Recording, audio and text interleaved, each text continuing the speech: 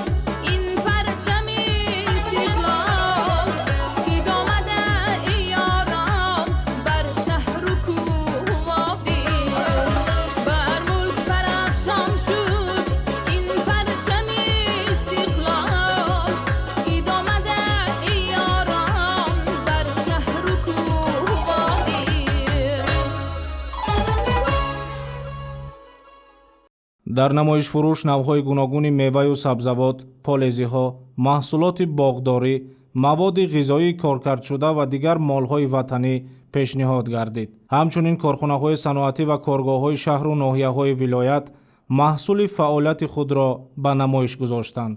раиси шаҳри Душанбе муҳтарам Рустами Эмомалӣ зимни боздид ба сифати маводи пешниҳодшуда ва иқтидори истеҳсолии шаҳру ноҳияҳои вилояти Суғд шинос шуда, истифодаи самараноки имкониятҳои мавҷударо муҳим арзёбӣ намуданд.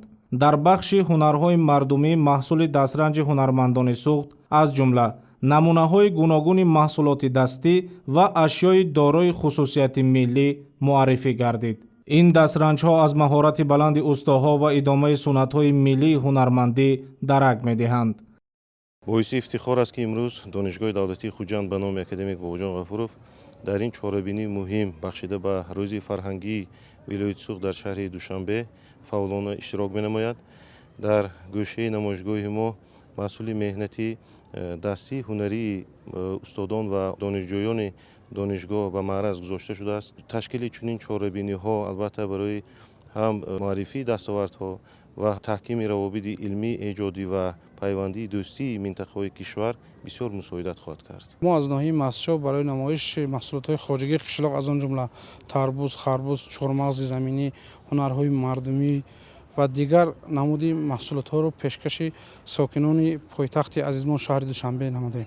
кишоварзон ва аҳли заҳмати ноҳияи Спитамин бо мақсади амалигардонии дастури супориш ва ҳидоятҳои асосгузори сулҳу ваҳдати миллӣ пешвои муаззами миллат Президенти Ҷумҳурияти Тоҷикистон муҳтарам Эмомалӣ Раҳмон дар самти баландбардоштани ҳосилнокии зироатҳои кишоварзӣ, саҳмгузорӣ дар таъмини амнияти озиқаворӣ аз ҳамин имкониятҳои мавҷуда самаранок истифода намуда истоданд.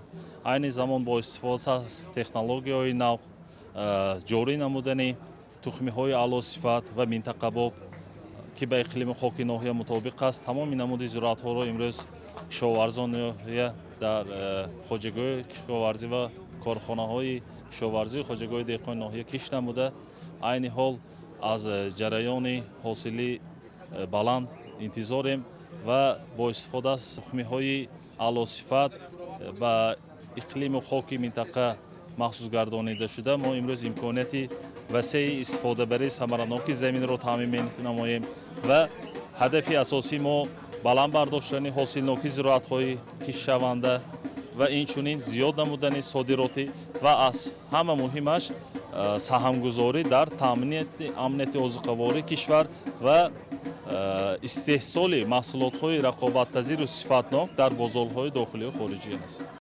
вилояти Суғд дорои иқтидори бузурги кишоварзӣ буда дар парвариши меваю сабзавот, полезиҳо, маҳсулоти боғдорӣ ва дигар навъҳои маҳсулоти кишоварзӣ саҳми назаррас дорад.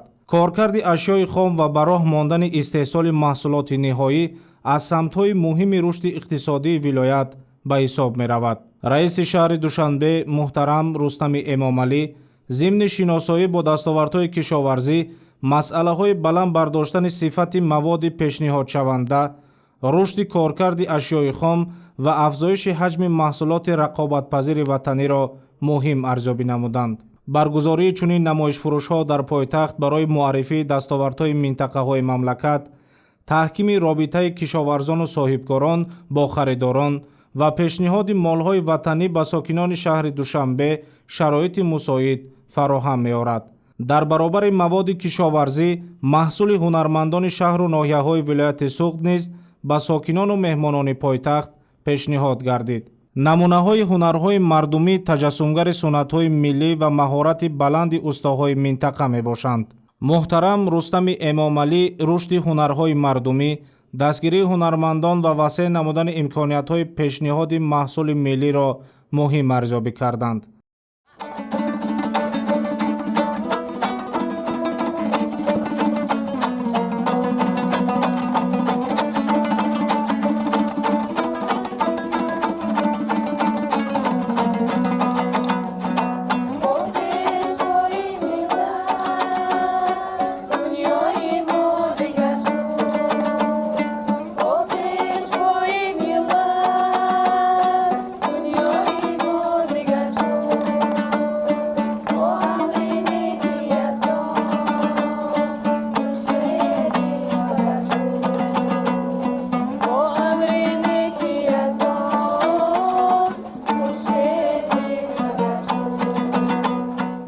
намоишфурӯш дар доираи тадбирҳои омодагӣ ба таҷлили ҷашни бузурги миллӣ 35-солагии истиқлоли давлатии Ҷумҳурии Тоҷикистон баргузор гардида, дастовардҳои меҳнатии кишоварзон, соҳибкорон, корхонаҳо ва ҳунармандони вилояти Суғдро муаррифӣ намуд.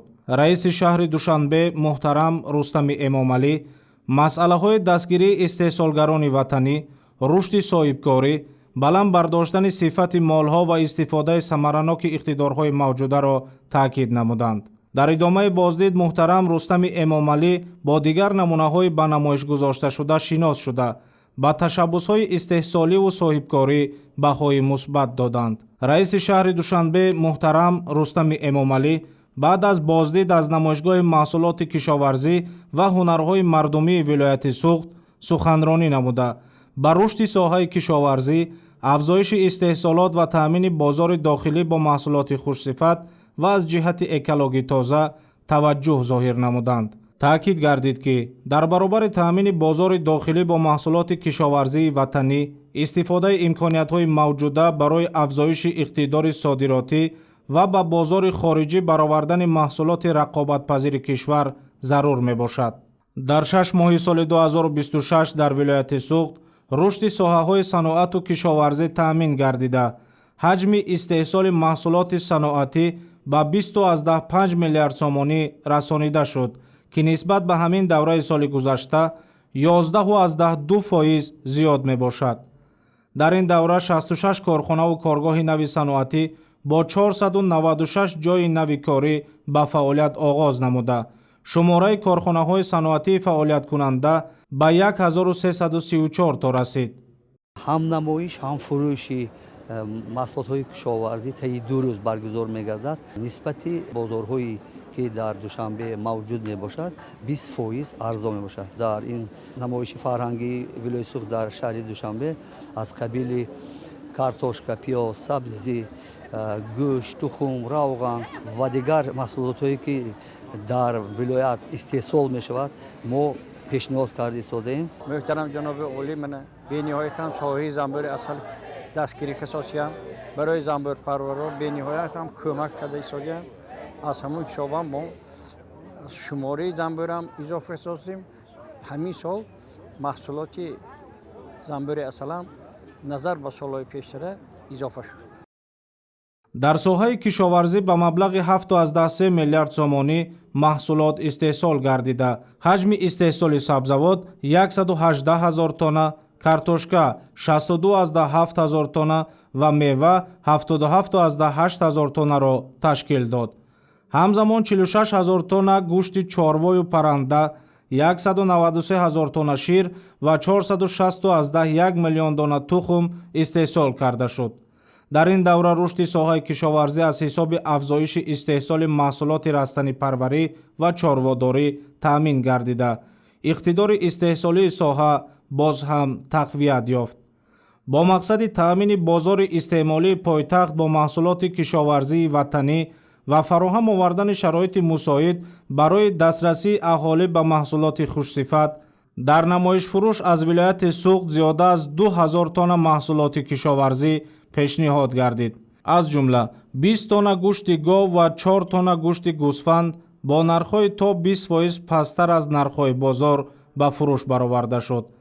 дар баробари ин пешниҳоди маҳсулоти гуногуни кишоварзӣ дар чунин чорабиниҳо барои муаррифии имкониятҳои истеҳсолии вилоят, дастгирии истеҳсолкунандагони ватанӣ ва таъмини аҳолии пойтахт бо маҳсулоти тару тоза ва босифат замина фароҳам меорад.